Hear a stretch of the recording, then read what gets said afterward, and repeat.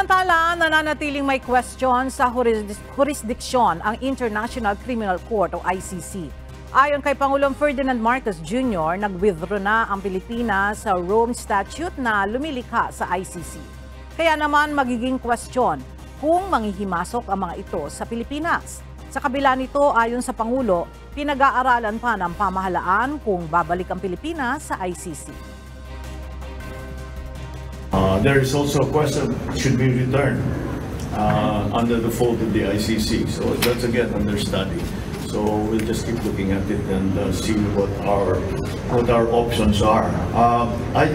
Simple lang para sa akin, simple lang naman yung issue yan eh. Hindi naman siguro tama na ang mga tigalabas, mga dayuhan, ang magsasabi sa atin kung sino iimbestigahan ng pulis natin, sino ang arestuhin ng pulis natin, sino ang ikukulong ng pulis natin. Hindi naman dapat tama, hindi naman siguro tama yun. Dapat Pilipino lang ang gumagawa niyan. May pulis naman tayo, may NBI naman tayo, may DOJ tayo. Kaya nila yung trabaho yan. And that's really where the conflict is.